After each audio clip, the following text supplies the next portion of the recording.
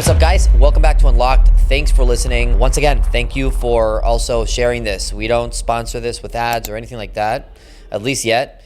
And so when you share this with a coworker or somebody at the office, it really helps if you can subscribe and stay tuned in on YouTube, Spotify, soon Apple Music too. Thanks again for participating. At the end of the day, we do this for you guys to have it. So I wanted to talk about seasons, and this is my podcast recording topic right now. Seasons.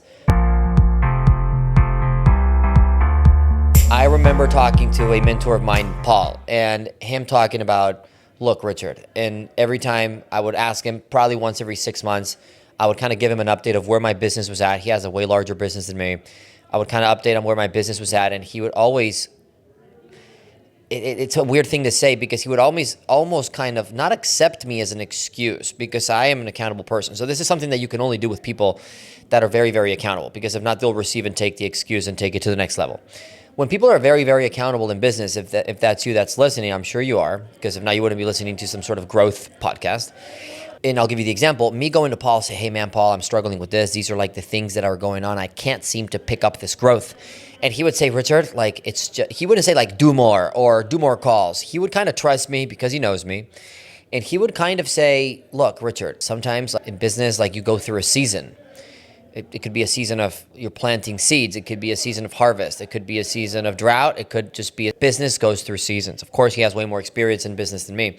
And he was kind of talking about that. So I started analyzing and recognizing, okay, when people are in business long enough and they have long enough of a credibility that they've done what they need to do repeatedly enough to create results, you can I'm not going to say talk about excuses, but you can kind of talk about things that can genuinely affect results.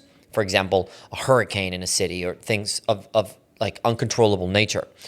And I bring that up because, we're in Texas, so randomly there's tornadoes and hurricanes. You got to look at your business, or if you don't have a business yet, you got to look at your career. Again, if you're a person that consistently is acting in a well-performing manner, you look at your career, and I would compare it to really anything. For example, when you look at the door-to-door world, we were talking about this the other day, or you look at the sales world, you look at just overall you look at growth. The chart normally goes, up and to the right. Think about a growth chart. It normally, after a decade, it's going up and to the right. If you're in door-to-door like I am, you'll notice that, especially with COVID, big spike. But even if it looks like plateauing a little bit, it usually is going up and to the right. And as long as it's going up and to the right, whatever moment you're going through, when you zoom in, it might look like a plateau. It might even look like a decline temporarily, but it definitely goes up and to the right. And a lot of times people judge themselves and base their entire self-image on the small season when you zoom out enough, if there was, if God was watching, which he is, he could tell that the season's going to end up and to the right. It's going to be great.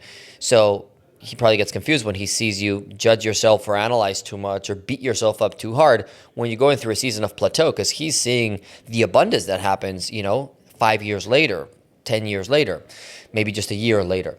And I think too many of us are in a season right now. So you might be going through a season, but I encourage you to ask yourself, do you normally, more often than not, do you do what you say you're going to do? Are you an accountable person? Do you remove excuses from yourself? Do you look at your career as something that matters deeply to you?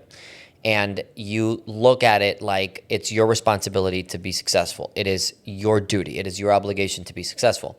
If the answer is yes to most of these questions most of the time, and you're struggling in some area, maybe it's selling, closing, maybe it's recruiting, team building, maybe it's whatever it is, I'm not saying just accept it and be complacent. That is not the message. Don't hear what I didn't say.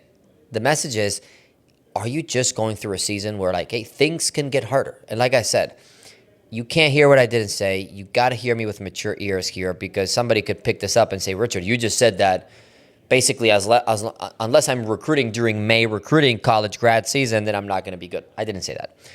You should have a mindset that, the week of Christmas, you should have the highest recruiting of the year, because I believe that too. But let's be honest, and again, talk as adults, accountable people. Is it going to be easier to hire college grads in May as soon as people graduate? Yes. Is there going to be a higher volume? Yes. Is there going to be more sales in the summer for pest control when bugs are out than in the winter? Yes. Should I use that to sell less pest control in the winter? No. So you get the vibe here. Sometimes people are going through a season, whether it's good or bad, and especially in the bad ones, people tend to judge themselves a lot. So this is my message to you. If you're in a season that you don't enjoy, you're not liking, I encourage you to push through, push in, continue to not make it okay to sell less pest control during the winter, to do less sales in the hot summer in Texas because it's so hot, or do less sales in the cold winter in Philadelphia because it is very cold. Could you understand that somebody does less sales in Chicago when it's negative 30 degrees and you get a frostbite at being outside for 2 seconds? Yes. But at the same time, your mindset, and the people I'm speaking to only is for those that have a mindset, they're like, no, Richard, like my goal when it's 30 degrees negative is the same as on a regular day of 75 degrees. And as long as you have that mindset, then you can apply this to yourself. You got to understand sometimes, and we talked about bugs versus features. Hey, what season am I in? What season is the people around me, what season are they in? What season is my business in my industry in? And try to zoom out. And I encourage you, zoom out a year from now and say, no matter how bad you're doing, if you keep doing the habits and the things you might even be failing at right now, if you zoom out a year, do you like the result though? Too many people quit and during a tough time. And I think that's great advice. I've heard it multiple times from multiple mentors across through the years that I've been in business. Never quit on a bad day because you're normally going to make an emotional decision. So again, you might not like what you're doing. You might have done zero. You might have a terrible month worth of paychecks, which is a long time. But if you keep doing what you're doing, if you're actually doing the work that you know deserves results, even though if you're not getting it, if you zoom out a year and you zoom out 2 years, will you be proud? I deal with people that are 23 years old sometimes, and they're mad at themselves because in the season they're in, they are not running a company. But the reality is if you're under 30 years old and you're knocking doors, you are ahead of most people. I think I heard Sam Taggart, who runs Door to Door Experts, great guy, you should look him up. And he talked about, look, if you're knocking doors between 20 and 30 years old, no matter how bad your season is, you're ahead. Because most people that are millionaires don't make their first $1 million until they're 47. And most people that retire don't retire until they're, past 55. And even people that do make money don't start until afterwards, until late 30s, sometimes early or mid 40s. So me dealing with a 24-year-old that wants to quit the business because they're not running a company. Again, I appreciate wanting to go quickly. I appreciate the pace, the attitude, but you got to have a little bit of faith that what you are doing is right. And it might just not be working for you right now because you're in a season. And the last thing, again, I want to repeat this one more time. I don't want you to use this as an excuse or as a crutch to not perform the activity that is required. So that's why this message is only for the select few, that you look at yourself and you consistently have that unsatisfiable bone that every winner has. So again, look at yourself. What kind of season are you in? And I encourage you to zoom out. Imagine you have to zoom out of your current life and view your career. Do that like you do on your iPhone and zoom out 3 years. Is the activity you're taking, reading, listening, selling, closing, getting rejected, blah, blah, blah, the habits you have, are they going to compound positively and go up and to the right? I say the answer is more than likely yes, which means you should be way less emotional during your maybe not as good seasons, because that if you're not in a good season means a better season is coming. So hopefully that helps, and we see you at the next one.